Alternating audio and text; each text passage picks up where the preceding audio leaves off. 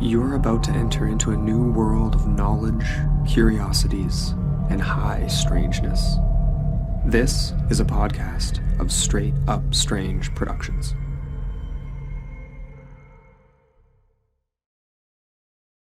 Tonight, UFOs, hyper-advanced alien technology that is far beyond our own. But you know what? Sometimes they crash, allegedly. We're talking Coyome, Chihuahua, Mexico, and Aztec, New Mexico. All that and more on Small Town Secrets.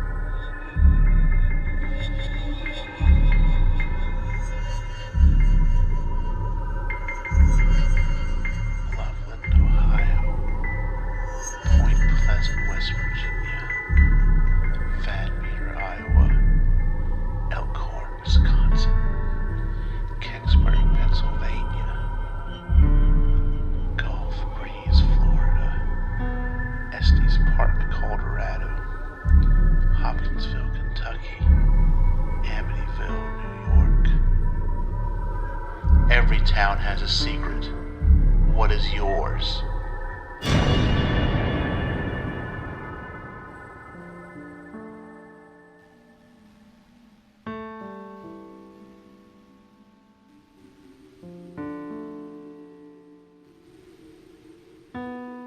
Hello, everyone, and welcome to episode 8 of season 6. And it's a big old UFO crash episode this week. An episode that, dare I say it, got bigger than I thought it was going to be. Going into this, I thought this is going to be kind of a lopsided one because I have a whole ton of info, a great book to point to and everything for one of the stories. And then for the other one, not so much. There's stuff out there, but I don't get a chance really to look into everything. But something magical kind of happened with the second story, and I'll get into it more when we talk about Aztec. We're going to talk about Coyome first because I think it is a intriguingly interesting tale.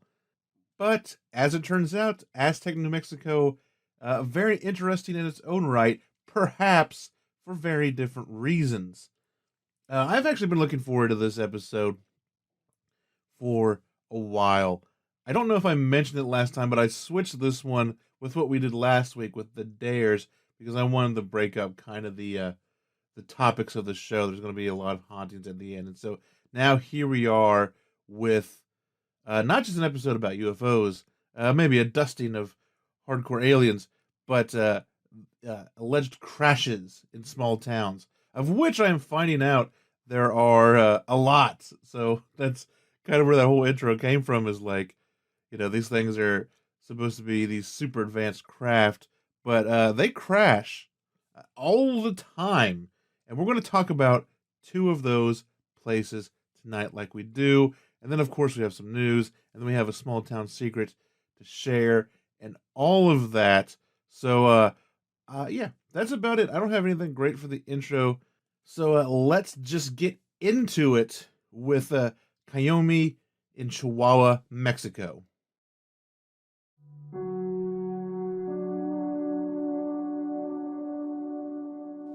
Hello, I'm Courtney. And I'm Andreelle. And we host Spellcast, a podcast dedicated to all things witchy, occult, and spiritual. Spellcast seeks to bridge the gap between the mundane and the occult by sharing knowledge and welcoming all those who are curious about the worlds of magic, philosophy, art, and higher truth. You can find us on most major platforms, and if you'd like to follow us on Facebook, you can find us at Spellcast Podcast. We have a Facebook page and also a private Facebook group for you to join. We are also on Instagram at WitchyPage, and you can find us on Twitter at SpellcastPod. If you would like to join our online coven, you can always visit us at patreon.com/spellcast. And we are now proud to be a part of Straight Up Strange Productions. If you'd like to see us and our friends that are part of that production company, you can visit us at straightupstrange.com. And remember, there's a little witch in all of us. And the spirits live in the mirror.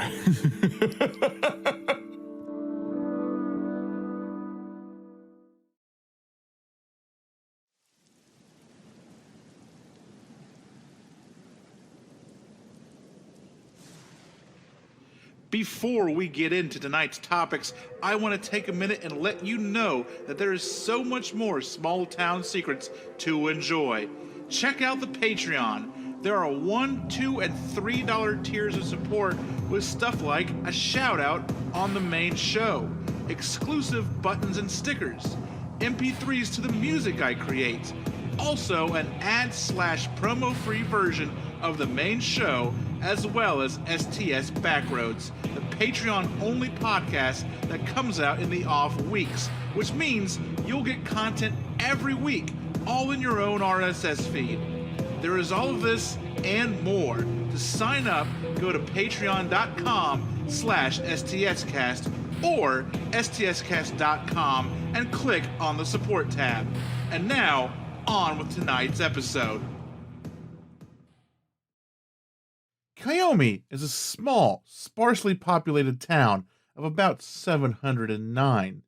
It acts as mostly a hub for the many nearby ranches in the area. Coyome is indeed beyond a sleepy little town.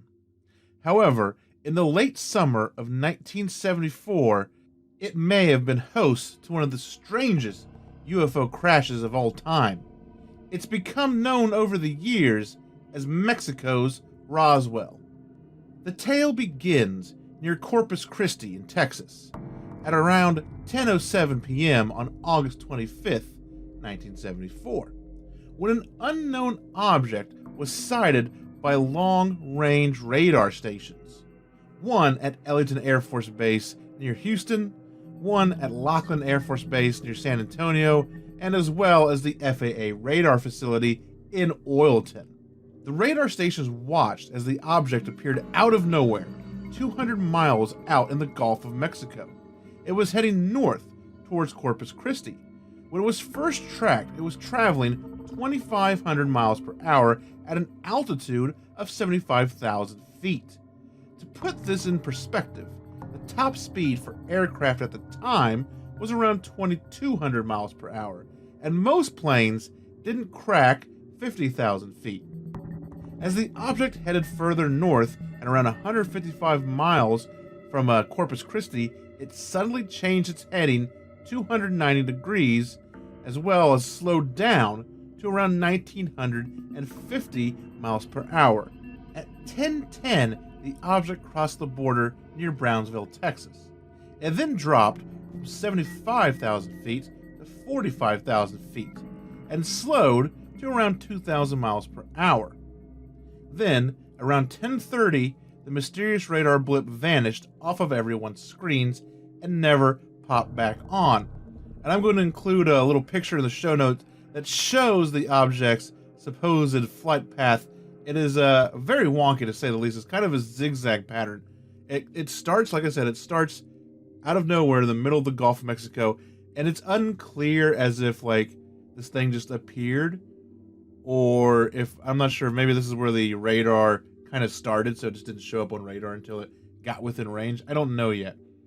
But it comes in from the Gulf of Mexico. It kind of flies northwest towards Corpus Christi, gets just there, and then shoots down southward, almost straight down south, and then starts to come up again. Now it's doing northwest again, but this time it's pretty much flying right along the Texas-Mexico border until it gets to Brownsville, and then it kind of down again, and that is when it disappears from the radar. Meanwhile, at approximately 9:30 p.m., a small aircraft, most likely a Cessna 180 with a Mexican registration, took off from the El Paso International Airport and flew low as it entered the Mexico border. It was last seen on radar flying over the ghost town of Shafter, Texas, which is just 76 miles from Coyome. Then, just like the other one, it was gone. This also happened around 10:30 p.m. It would appear that both the plane and the unknown object both left radar at the same time and in roughly the same place, i.e., they crashed into each other. If this is the case, then they both went down in the desolate and rugged Chihuahuan Desert near Coyome. Since the plane was registered to Mexico, it was up to Mexico to launch a rescue effort. And so they did. The next morning, they did that. Like I said, it was kind of an inhospitable place, and it is not the type of place that you want to be going into or messing around with at night if you don't have to. At around 8 a.m., a spotter plane was dispatched, most likely from Chihuahua City. At 10:30 a.m., that spotter plane reported over the radio that they had found evidence of the plane's wreckage. However, it wasn't just Mexican officials who were listening to that radio chatter. The U.S. was eavesdropping on the conversation. Soon after the pilot spotted the plane, he came over the radio once more and started talking of another crash, just a few miles from the first. He described this object as not a plane, but a disc, which was still mainly intact, unlike the small plane, which had been pretty much destroyed. After he made this declaration, radio silence was announced and nothing more came over the radio. Later that afternoon, a Mexican military convoy made its way to the crash sites. Jeeps and a couple of flatbed trucks trudged along through the harsh desert. By this time, the U.S. government had reached out to Mexico offering assistance. After all, the plane had left U.S. airspace. This was most likely an affront to get their hands on the UFO wreckage before the Mexicans could. This tactic didn't work, however, so yes, the assistance was in quotation marks. The convoy first arrived at the plane crash, gathering up the remains of the small aircraft. Then it was on to the second crash, which was far more interesting. The second object was a classic UFO-shaped disc, around 16 feet in diameter and around 5 feet high. It was indeed mainly intact, with a 12-inch hole at one end of the craft and a large 24-inch dent, probably from where it impacted the ground, on the other. An amazing sight to behold for anyone that would have come across it. It would seem, though, that this convoy was not alone, as a U.S. Keyhole KH-9 spy plane was observing overhead. As the Mexican military was packing up the second crash, the U.S. military was busy readying a quick response team out of Fort Bliss near the White Sands Missile Base in New Mexico.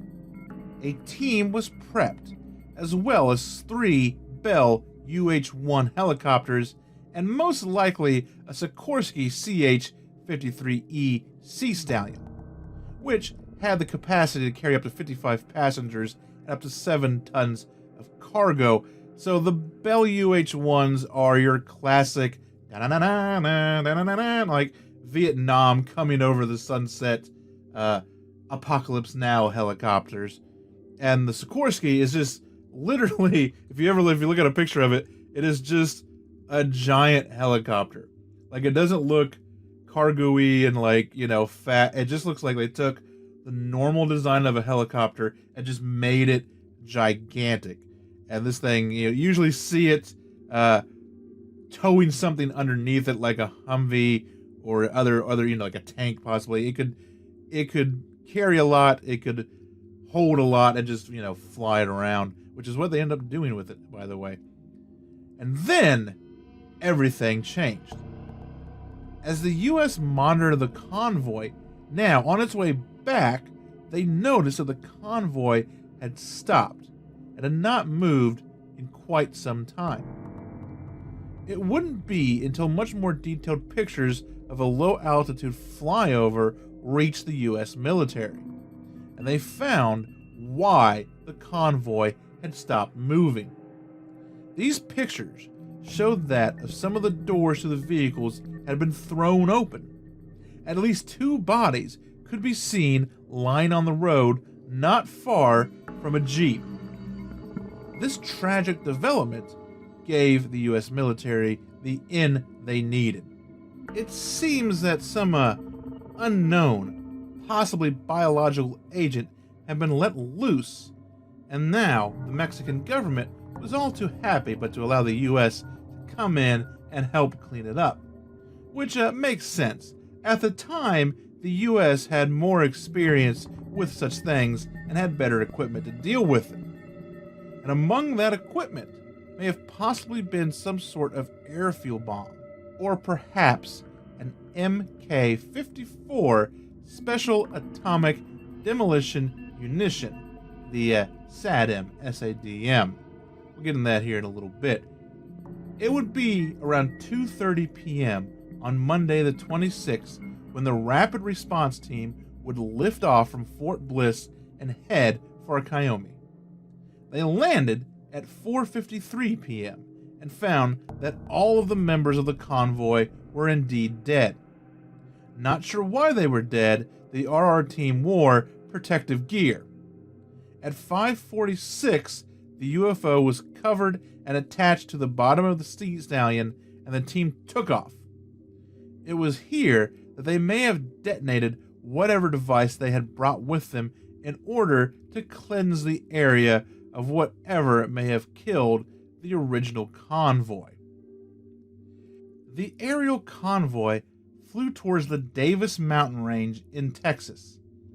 Then they landed in a clearing off of the intersection of highways 118 and 166, where they uncoupled the UFO and headed back to Fort Bliss. Some soldiers remained to secure the area.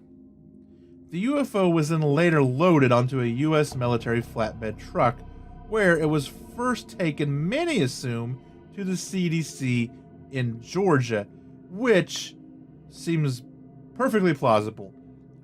They loaded this thing up. They drove, I think in the book it says it takes about 6 hours or something to get from there to Georgia, but it took them much longer. It took them like 10 hours or so because they stayed away from major towns. They stayed on the back roads. They didn't go on highways. If this thing was contaminated, they were doing everything they could to keep it away from majorly populated areas. It probably means they went through a lot of small towns en route. But eventually it did make its way to the CDC, they think, where it was secured, it was put in the facility. No one was able to see it. It was studied. It was maybe decontaminated. And then, of course, it was most likely carted off to Wright-Patterson Air Force Base in Dayton, Ohio. And really, after that, the story and the whereabouts of the UFO cease. It truly is a remarkable story. But a story that didn't start making the rounds until much later, in 1992, when a mysterious piece known as the Deneb Report started popping up.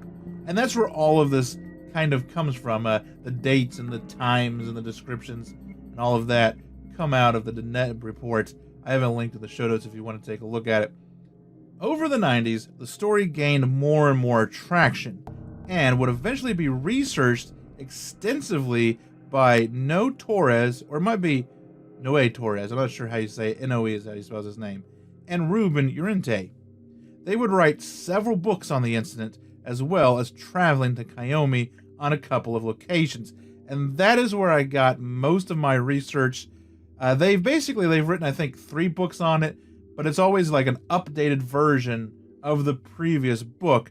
And so the one that is out now is the Coyome Incident, UFO Crash Near Presidio, Texas, by Noe Torres and Ruben Llorente. That is kind of the most up-to-date version of their research. And they've been on like UFO Hunters. If you remember that show, it was on History Channel. It was the UFO version of Ghost Hunters. And a few other ones where they have talked about this and even brought the crews out to Coyome to look at some of the stuff. But they're the ones that have really headed the research effort into the story and for looking for evidence. And they found some stuff. While visiting Coyome, they interviewed witnesses and visited the desolate El Llano area, where many have said is where both crash sites are. One trip out to El Llano, I want to say El Nino all the time, El Llano, they discovered several small airplane parts. These, however, have never been positively identified, and there's good reason for that. They've never really been able to find any concrete news of this plane crash in '74. No newspaper articles, no anything. They aren't even sure if it was a Cessna 180. Eventually, they did find, I think, a newspaper article about a plane crash with one pilot, and he died in '74 near the area a little bit, but the dates didn't match up, the times didn't match up, so it's been an interesting point of conjecture in the story thus far, but not a positive ID. To muddy the waters further, many residents remember a plane crash, but it happened in the 1980s while someone was smuggling drugs across the border. And I think as time has gone on, more and more people have come forward saying, oh yeah, I do remember a weird thing happening in '74 with a plane crash and people coming to get it. But they often bring up this 1980s crash from where, a small plane was flying low, it probably clipped one of the mountains and crashed out there, and they found out that they were smuggling drugs. They also discovered a rather odd site just outside of Coyome. They found a deep hole in the ground resembling an unfinished or abandoned mine shaft, surrounded by blackened and burnt soil. The area was also littered with light bulbs that could have gone to light awls. And if you remember back to the Rendlesham episode, light awls are those, I don't want to say portable because they're not, but they are on wheels. They are lights that can be toted out pretty much anywhere. They run off of fuel and you can set them up and, get light wherever you need it to be. Also littering the site were the remains of several discarded 55-gallon oil drums. Later investigations would show the area around the hole had evidence of some sort of accelerant and had an increase of radioactivity down in the actual pit itself. Could this pit have been used to destroy evidence of what remained of the dead convoy? And I ask myself that question so that I can answer that question, and I think that answer is yes. In the book, they talk a little bit about how people were like, we don't know what that is. We don't know where it came from. It's like someone attempted to start building a mine shaft or some sort of pit or tunnel, and then they just gave up and stopped. And the pictures in the book show, that's what it looks like. It is just a hole in the ground. It's not super big. It's like a Saddam Hussein spider crawl hole, and it just has some boards over it, and then all of this stuff around it. So I'm going to pause it now. I'm going to speculate on what happened. I think that yes, the Mexican government found something very strange, highly toxic probably, that made a bunch of people sick, and they died bringing it back. And then we came in, we were somehow able to convince the Mexican government to let us come in and clean it up. Ergo, we could take it. We detonated some sort of device to fumigate the area, cleanse the area, if you will. If that was a small suitcase nuke, I don't know. I think it might have been more like an air-fueled bomb type of thing, which just, sprays out a bunch of fuel to the air and then ignites it and makes a big explosion. But this thing was radioactive, so maybe it was some sort of small nuclear device, or maybe just the UFO and stuff around it was radioactive. Like, if the plane hit this UFO and the UFO had some sort of radioactivity, it's possible that the wreckage of the plane and stuff could have inherited some of that radioactivity.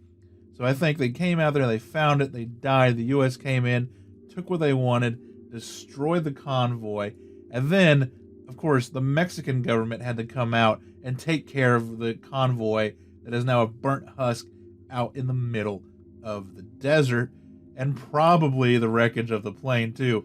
They dug this hole, buried stuff, probably, maybe not all of it, but the plane and some of the evidence, put it down in there, probably detonated something again to further destroy it. That is why it is burnt around the outside. That is why there's accelerant all over the place. The radioactivity might have been from some kind of small bomb. Like I said, it might have been from the alien craft itself.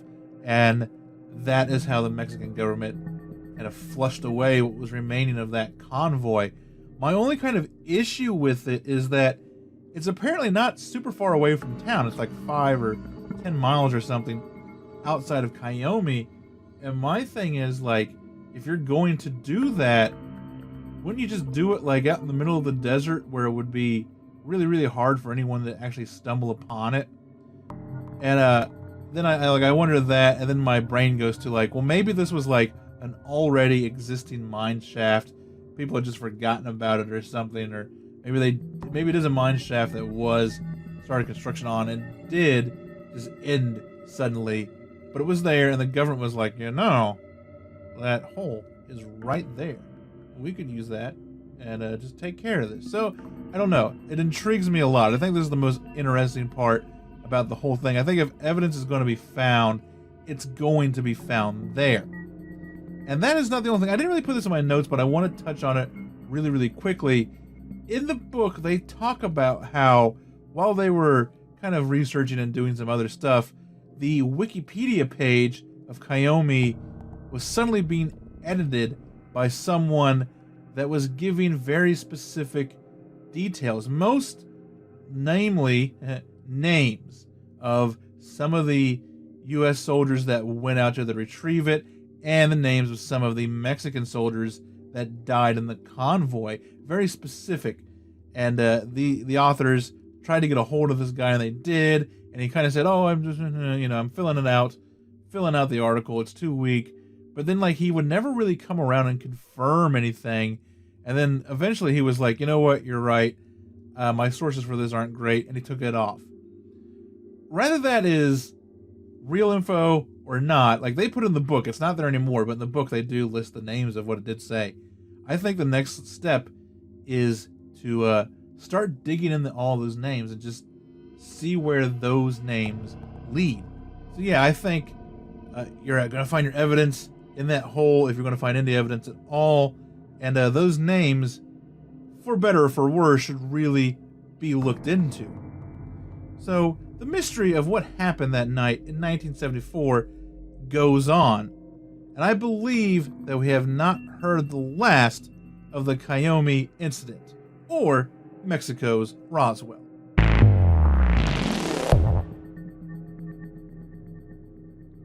Aztec, New Mexico has an estimated population of 6,369 and is the county seat of San Juan County in northwestern New Mexico. Many stop there on their way to the Aztec Ruins National Monument. But is it possible that in 1948, just a year after Roswell, another craft crashed just outside of Aztec? The answer is maybe? The story first appeared in a variety column by writer Frank Scully. Scully would later reprise the story in his 1950 book, Behind Flying Saucers. And this, right off the bat, I guess, is where the story gets really interesting, at least for me, in a weird synchronistic type of way. So I was looking, I'd heard about Aztec forever. I'd never really sat down and dug into it, and I wasn't finding a lot of info online, other than like some Wikipedia pages and little articles here and there, but nothing with a lot of meat. Couldn't even really find like a lot of like YouTube videos on it or anything. There is another book out there. I'll get into that one later, but it's out of print. I'll talk about it near the end. It kind of comes into play. But I was reading, I was like, Behind the Flying Saucers. Man, that sounds familiar. You know, I was like, I've heard of that. And then I remembered last year, about this time, I had bought a vintage UFO book. The only vintage UFO book that I own. I don't remember why I bought it. I think I bought it for some obscure UFO story. I might have bought it for Aztec, and I just don't remember. But I was like, I've got that book. I'm going to go upstairs. I'm going to check that out. It was written in the 50s, but of course, every UFO book written in the 50s, every other one had the term flying saucers in it. So I go up, I grab that book, and lo and behold, I own that book. Not only do I own that book, but I own like a first edition, if you will, of that book. I got it really cheap because it doesn't have the dust cover on it, but I do have it. It's the same book. I'm like, here it is. This is amazing. So that just actually opened up a treasure trove into the story. I flipped through it. I found where they talk about Aztec, and I was able to go from there and really find the root of the Aztec tale. In the book, Scully recounts a story told to him by a Dr. G, and that's spelled G-E-E, and a Silas M. Newton, who it pops up as I was flipping through it. I found his name in another chapter, so it seemed they had some sort of relationship a little bit with each other. Dr. G was introduced to Scully, I'm assuming through Newton, as one of the foremost top magnetic research specialists in the U.S. Dr. G told Scully an incredible tale.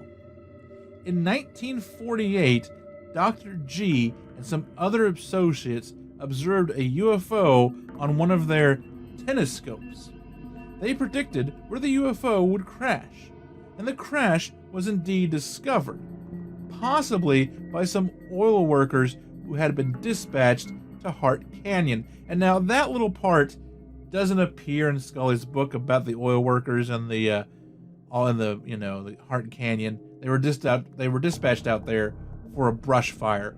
But that is something that has made its way into the story over the years.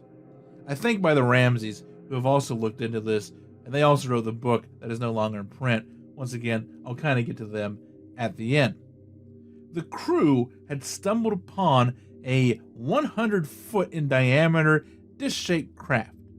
But Dr. G would go on to claim its exact measurements were 99 feet and 99 over 100th of an inch, as the beings that inhabited the UFO used a system based on nines. He called it the system of nines. This massive craft had a broken porthole in which to gain entry. It wouldn't take long for the U.S. military to show up along with Dr. G and take control of the site to begin to study it. Dr. G would make many fantastic claims about the craft. Inside, they found 16 bodies of small beings ranging in size from 36 to 42 inches.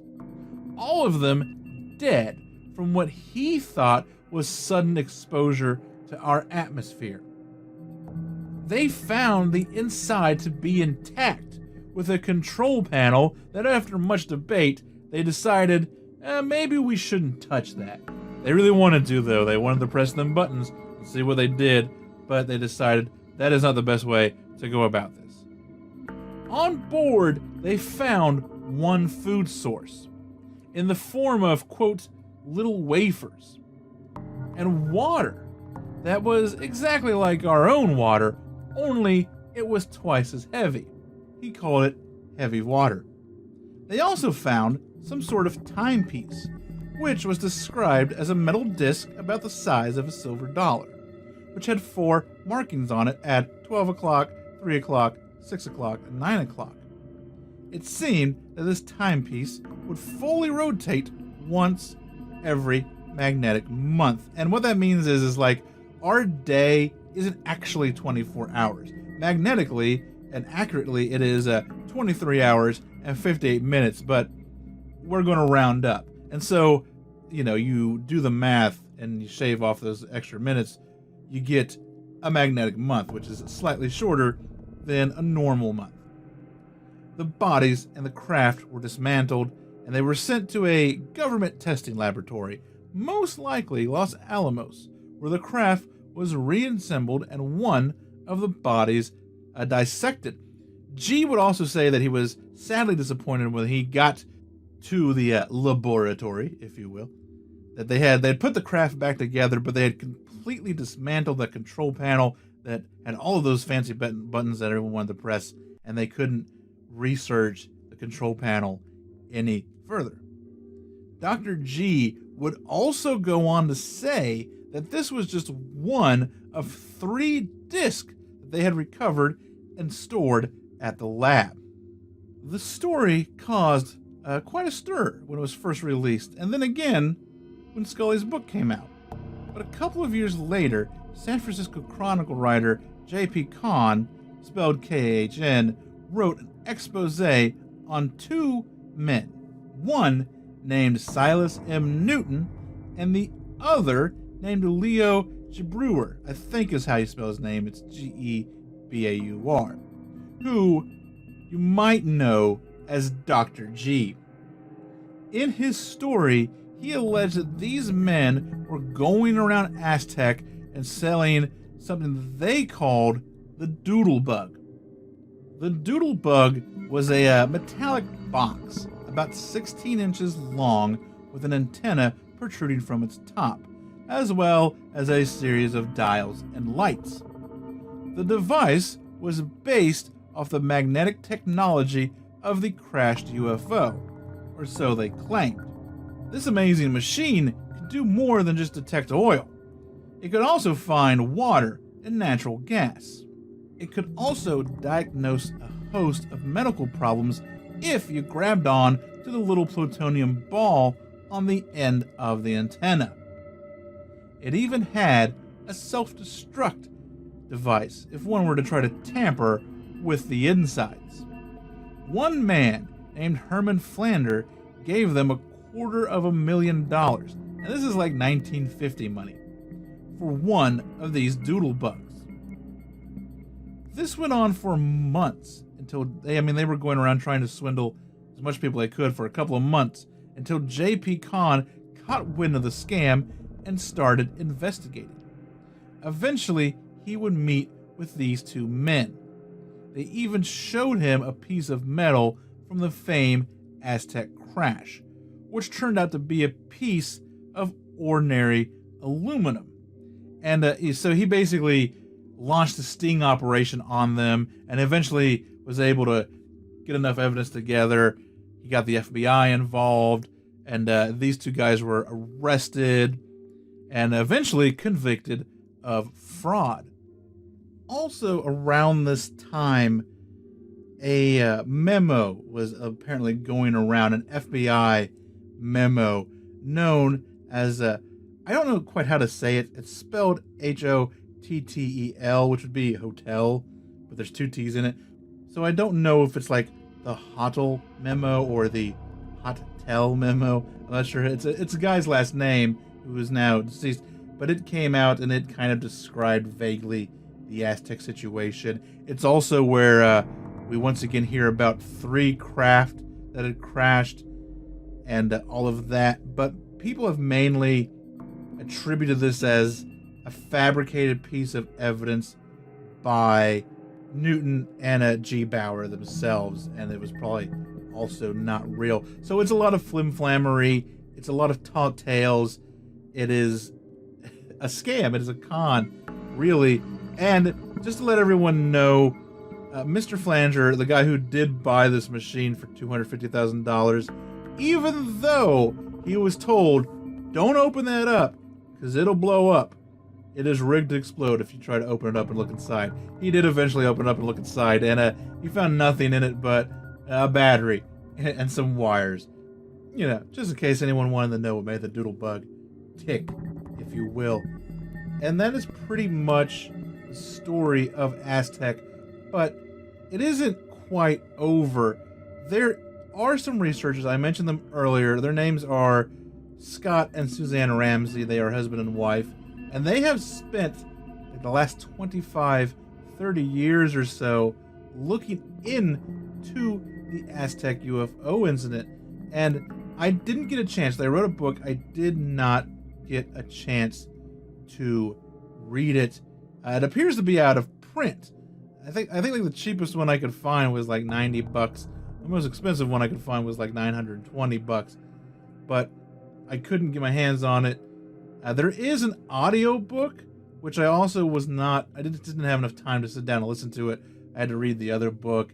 It was a busy week at work and some other stuff going on. So I might grab that audiobook sometime, maybe over the break, and give it a listen and see what the Ramseys have found, and come back and maybe do a little retrospective on the Aztec UFO incident. But they seem to believe that the Aztec UFO did happen, and they're responsible for a lot of the stuff that happens in Aztec now. Like, I think they've helped make the crash site kind of I don't want to say a park, but a place that you can go and visit. It has a plaque now. It's like identified, it's roped off. And up until 2011, there was a UFO conference at Aztec, which I believe they probably had a lot to do with. So I do want to get a hold of this book and see what they had to say about it.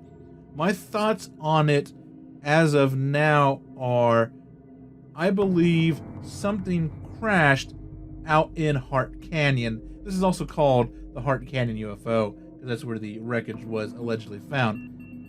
Rather it be a UFO, rather it be some sort of downed missile or crashed aircraft, maybe out of White Sands, or maybe even out of Fort Bliss, which is just south of White Sands from the other story. And, you know, maybe one of those, maybe something like that, and we just had to go and recover it. It was like a government thing, and then these con guys jump onto that story and make up this fantastical UFO story and try to sell it to this guy who was looking into UFOs for Variety at the time. And that was back in the 40s and 50s, where a UFO story, a good UFO story, might make you a little something there. And they did that, but then they very quickly realized, we could take this we could take this scam way further, and started the thing on the doodle bug, and we can find oil with it, and all of this jazz. You know, I mean, they made at least $250,000 off the thing, so it worked. I would say $250,000 in 1950 is a pretty good chunk of change. And so I think the truth might lie somewhere in the middle. You know, maybe there is a UFO that crashed in Aztec, but also these two guys jumped on that story and made it worth their while. So, is the Aztec story true? Is it a hoax? Or maybe, just maybe, is it a little bit of both? And there you have it. That essentially wraps up Aztec and Coyome. Two very interesting cases in very different respects. I think both worth looking into more. I do want to get a hold of that Ramsey's book, at least listen to it and see what they've got in there. But that brings us to intermission, so I'm going to play a little bit of music. I am working on some new stuff. I just haven't been able to quite get a handle on it and finish it yet. A new guitar thing, a new kind of synthwazy thing that I'm working on.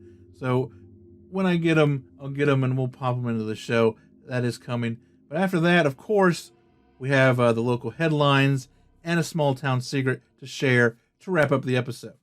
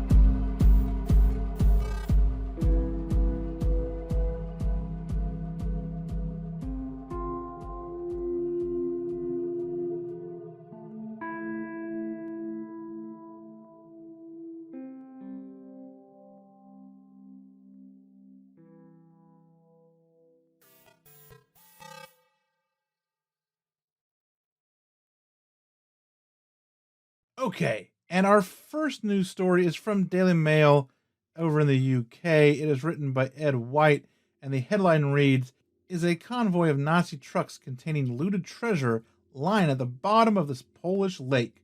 Explorer who searched for Hitler's gold train says georadar has discovered possible sign." An explorer who spent years hunting for a Nazi gold train laden with looted art says he now thinks a lake could be hiding a convoy of Nazi trucks full of treasure. Piotr Koper from Wolszbrights in southwest Poland said he recently carried out a preliminary search of a lake 90 miles away using georadar and found steel which could belong to the trucks. According to the historians, in the spring of 1945, a convoy of trucks set off from the nearby city of Gorlitz with exhibits from a museum. Copper told the media the research was completed on Sunday. "We have decent results and we will now try to mine as we have seen a very strong signs of steel. I expect these could be trucks that were sunk in 1945. Today, it's hard to say what their value is because it depends on whether the wrecks are full or empty. The explorer and his team have been searching the area in the village of Zarsko Wise since December using bottom sonar, GPR, proton magnetometer, and underwater drones."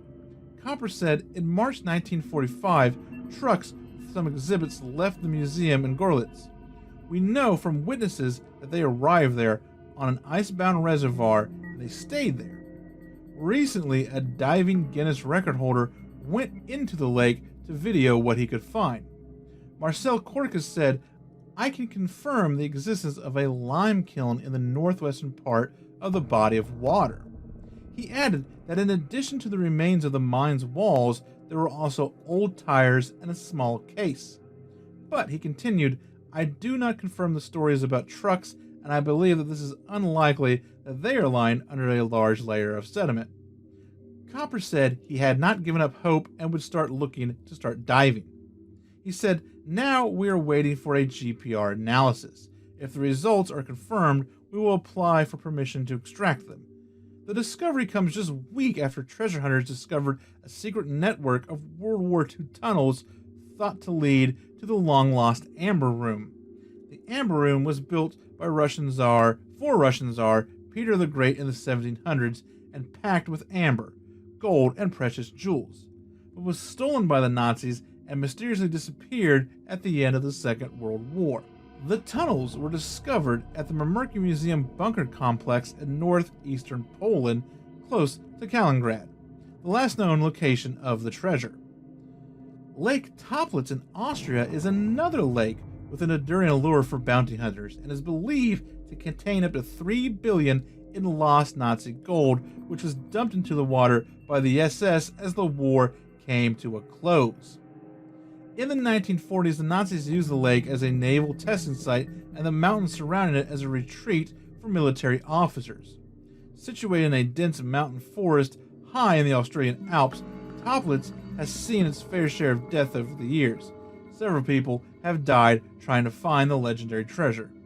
Though the treasure has not yet been found at Toplitz, investigators have recovered 700 million pounds worth of counterfeit notes that were believed to be part of a Hitler ploy to cripple the British economy.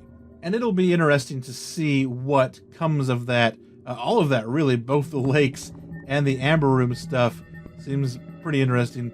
I hope there's a follow-up to it at some point in time.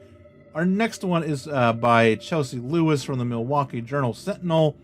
The headline is, 3 towns claim to be the UFO capital of Wisconsin, which really is, ? Wisconsin has its share of capitals. They are semi-normal ones: Mercer, the loon capital of the world, and Park Falls, the ruffled grouse capital, and the strange ones, Mount Horeb, the troll capital of the world, and Norik, which has a sign proclaiming itself the black squirrel capital of what is anyone's guess.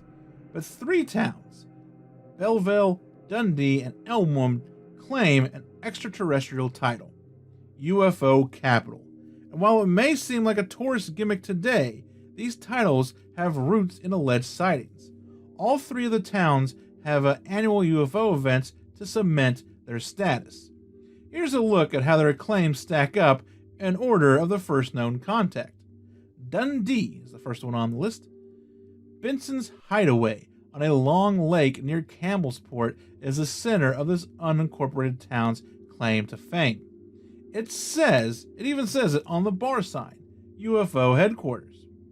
In addition to alien posters, inflatable green men, and other paraphernalia, owner Bill Benson has something he says people come from all over to see: an alien in a jar. Benson claims someone found it in a cave near Roswell, New Mexico, and gave it to him. And there is a photo of Bill with an alien in a jar. And it's a milky, kind of clear substance. There's a very worn biohazard sticker on it, and what appears to be a toy alien inside. Benson's interest in the paranormal began in 1947 when he said a couple of crop circles appeared near his home, according to Wisconsin Frights. He has also said he has seen strange lights and objects in the sky. Benson encourages patrons to share their UFO sightings and has a binder of photos of them, some captured on near the Dundee Mountain, a came that rises 250 feet above the surrounding land and is believed to be the epicenter for the strange activity.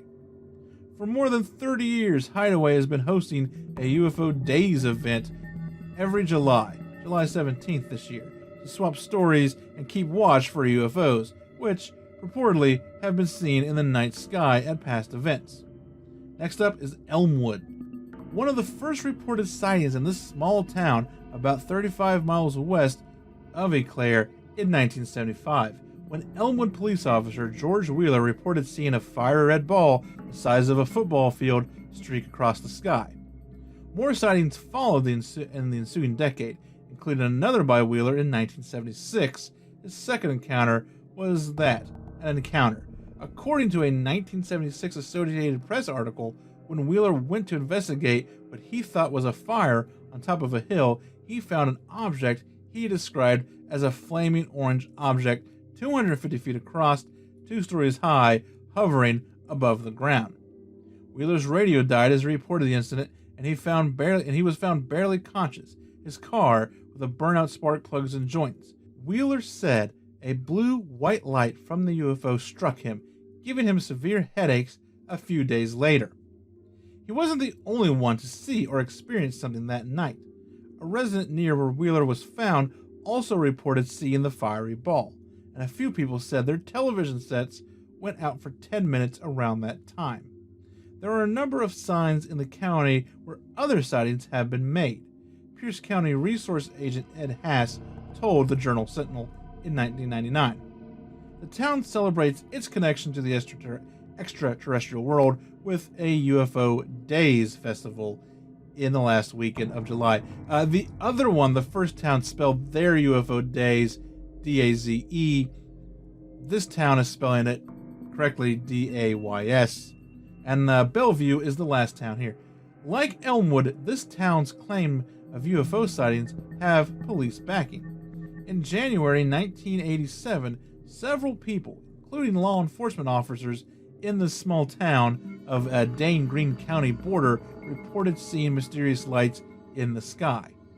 Don Schmidt and Richard Hayden, investigators from the J. Allen Hynek Center for UFO Studies, a privately funded UFO research group that was founded by the Northwestern University astronomy professor, looked into the incident. Schmidt and Hayden, who are Wisconsin natives, concluded that there were legitimate sightings based on the credibility of the many witnesses, the lack of air traffic in the area that night, and radar confirmations, according to a 1994 Milwaukee Sentinel article. Schmidt told the Sentinel that the FAA station in Aurora, Illinois, picked up the objects on radar and tried to make voice contact, but was unsuccessful. Skeptics, including an astronomer, said the sighting was simply a star in the Orion constellation, which can appear different colors when it is low on the horizon. But witnesses denied the claim. There was no way in hell it was a star, Glenn Kazmar, a Bellevue police officer who was one of the first on the scene to see the UFO, told the Sentinel in 1994. There were more unusual sightings over the next few months. The town leaned into the sightings and now hosts UFO Days. This one's spelled correctly, but UFO, everything is capitalized, the U, the F, and the O. Around Halloween every year. The festival in the past has included a parade, a saucer toss, which is an amazing term, a very fun term to say, and the alien costume ball. And then the article finishes up here with another little story. Manitowoc, which sounds vaguely familiar, doesn't it, had an actual encounter with something from space on September 6, 1962, when a 20-pound piece of the Russian satellite Sputnik 4 crash-landed on the street outside of the RAR West Art Museum. Police were once again first on the scene to find the hunk of space junk. Manitowoc sent it to NASA and the Smithsonian, which eventually sent it back to the Soviets. The museum has a replica inside. Outside a metal ring on 8th Street near Park Street marks the spot where it was found. The town celebrates its brush with space with the space race with a festival, of course, Sputnik Fest. Complete with costume contest and an alien drop, is usually held in September. I will have to vote. I think my vote will have to go to Elmwood. I just like that story. I think it has the most details to it. It has a lot of other sightings around, and they're marking them on the county. And of course, the UFO Days Festival there as well. And our last one from the Philadelphia Inquirer, written by Melanie Bruni. The headline reads, "They're good ghost. A South Jersey school district ponders what to do with a vacant, some say haunted, school." Shortly after the Elizabeth V. Edwards School closed in 2004, strange things began happening. Ghost sightings, creaking sounds echoing in the halls of the empty building, music playing, and telephones ringing. Some locals believe the two-story school on North Street in Barnett, Ocean County, is haunted by its namesake and other friendly ghosts. The supernatural encounters drew the attention several years ago of the Sci-Fi Series Network's Ghost Hunters, a reality show that follows paranormal investigators. It's not haunted in a bad way. There are good ghosts, said Art Walsh, 53, a maintenance worker who was in the school alone in 2006, around the time the sightings began. Walsh and others believe the friendly spirits of Edwards and some of her former colleagues roam the building. Born in 1874, Edwards began teaching in 1903 in the Barnett Public School, a one-room schoolhouse. She eventually became the principal. Edwards never worked in the school that the name that she is named after, but was well known. She died in 1965 at the age of 90. 10 years later, Barnett High School was renamed the Elizabeth V. Edwards School. Today, the abandoned 91-year-old building has a real-life earthly problems. Neglect has taken a toll and it has fallen into disrepair. Unless the school district can find an investor to make a $21 million in electrical, plumbing, and mechanical repairs, officials say the legendary school could be demolished.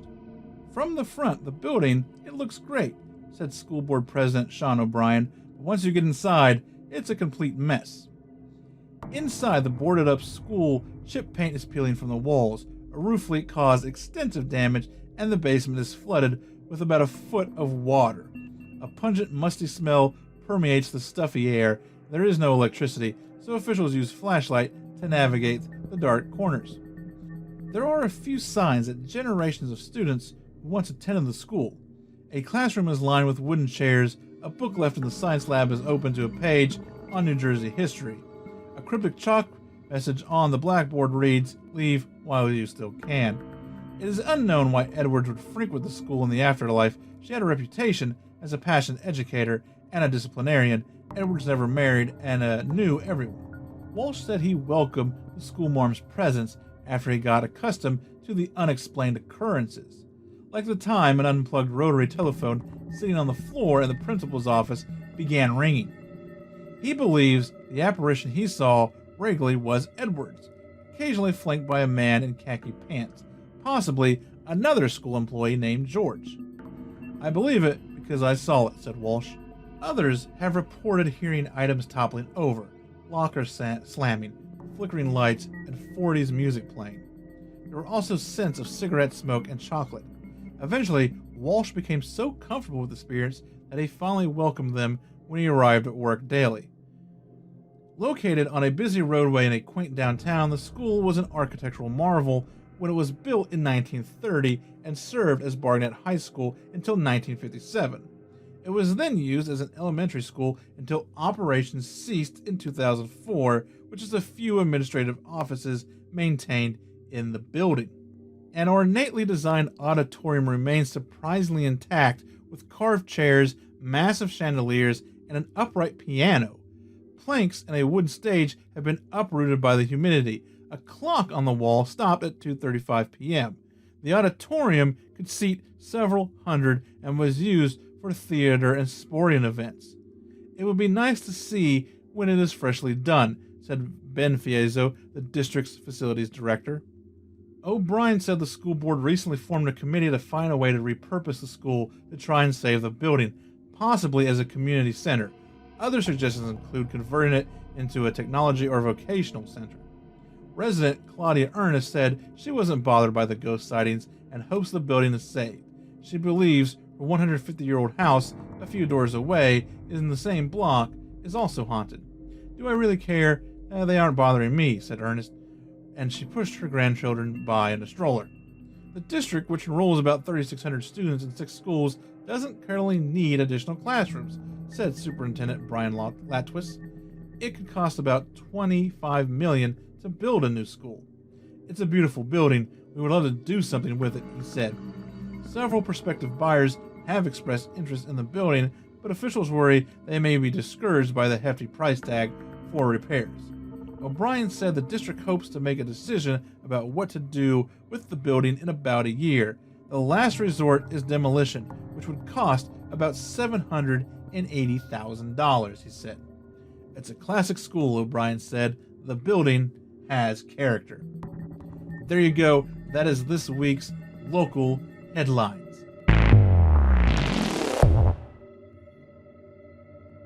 And I have just one Your Small Town Secret tonight from Reddit. This is from username Bellatrix.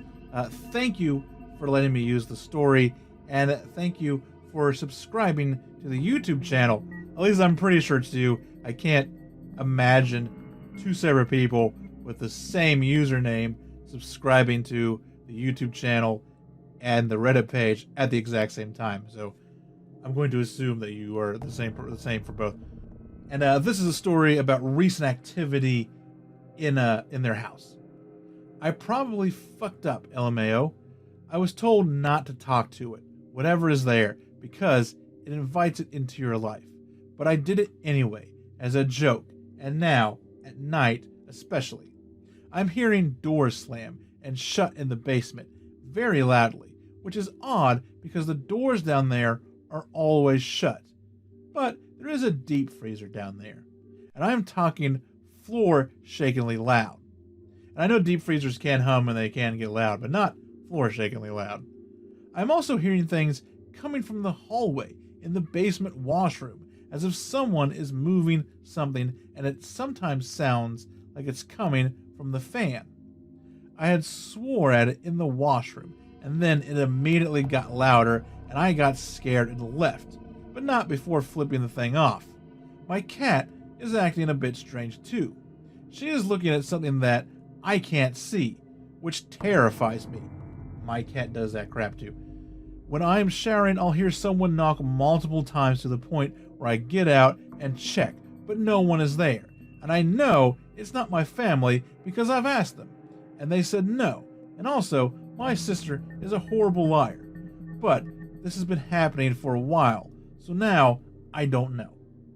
When I'm standing on the carpet in my room, I felt something step next to me because the carpet sank a bit, and now I just heard someone walk up the steps. I'm not the only one hearing this. Also, I should mention, I saw one of my dead cats multiple times, and I know it wasn't me seeing things, but I don't feel like going into detail now because I'm lazy. So maybe another post on the cat in a future post.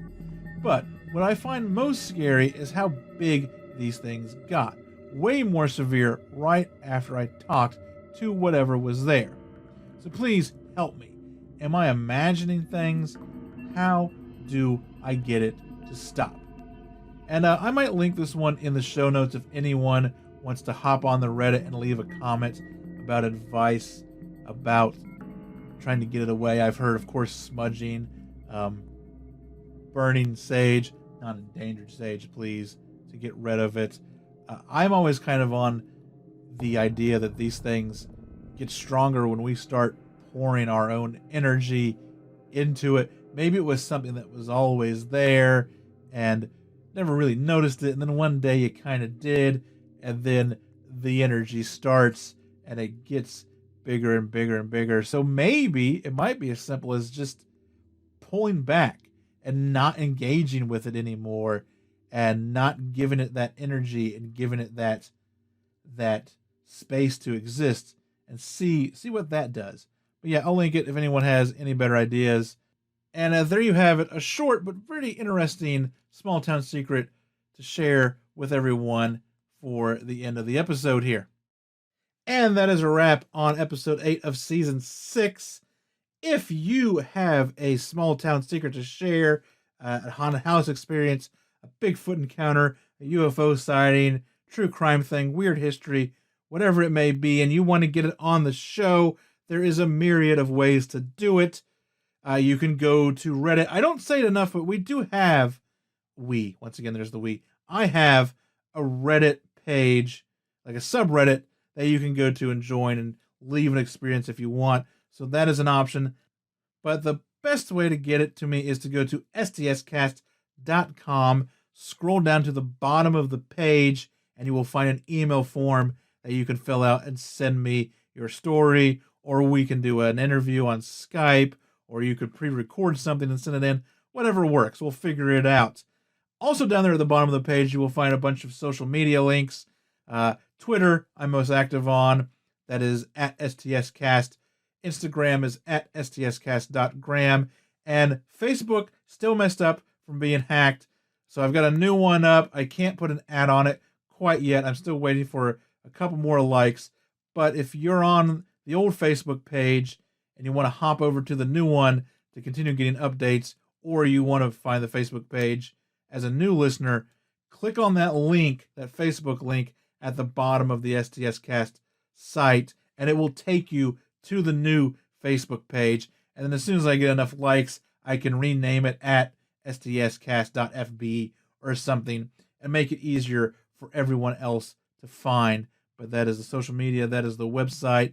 Other things on the website, of course, you can find links to merch, you can find Patreon links, as well as other ways to support the show.